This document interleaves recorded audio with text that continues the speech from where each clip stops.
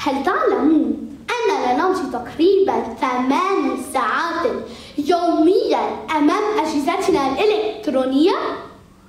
أي أكثر من ساعات نومنا؟ اسمي ساريا الآي، عمري 9 سنوات وأنا في الصف الرابع الأساسي في الغران lycée franco-libanais في بيروت.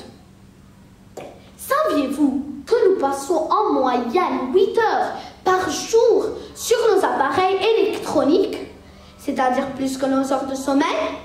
Je m'appelle Saria El-Aï, j'ai 9 ans, je suis en CM1 au grand lycée franco-libanais de Beyrouth. Dans le cadre du sujet aujourd'hui, un monde numérique, enfer ou paradis? Je m'intéresse particulièrement à l'impact des réseaux sociaux sur l'estime de soi chez les filles.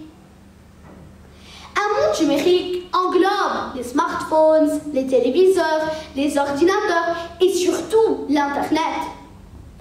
Aujourd'hui, il est difficile d'imaginer nos vies sans Internet.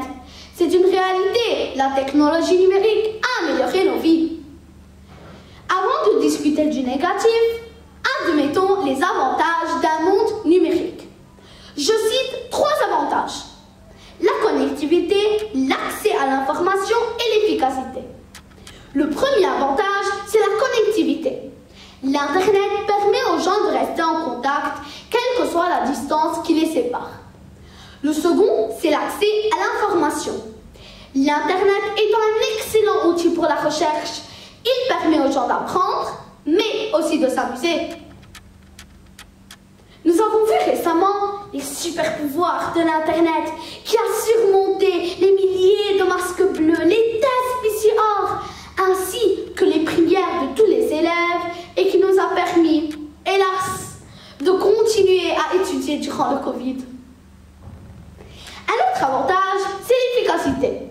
On peut accomplir plusieurs choses rapidement grâce à l'Internet, comme le télétravail, le commerce, la banque, etc.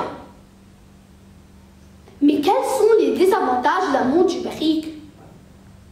Comme a dit le gagnant du prix Nobel Christian Lange, la technologie est un serviteur utile, mais un maître dangereux.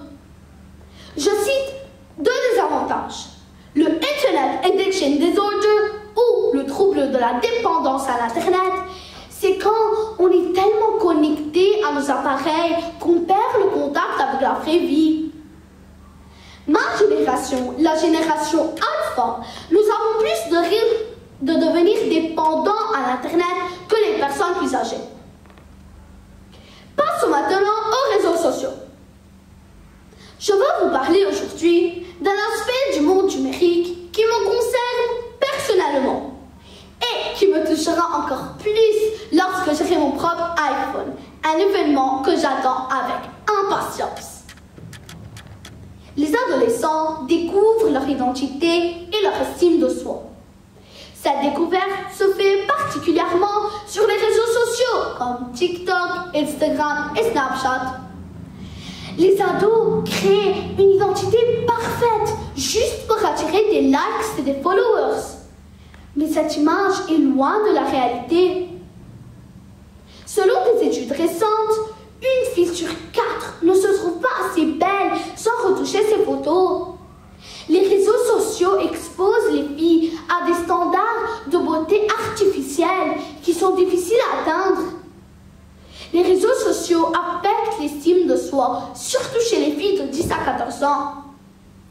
Imaginez-vous que les filles prennent en moyenne 13 selfies avant de poster une photo? Moi, j'en prends justice. So, is a digital world hell or heaven? I believe in the power of humanity more than the power of technology. I believe that our humanity will find a way to overcome the dangers of social media, even if it takes a strong internet connection to make it happen. You know, it's ironic how we need the internet to solve the internet's problems. Thanks to the body positivity movement, women are now more comfortable showing their true selves on social media. But we girls can do better, and I believe we will. Je vous remercie.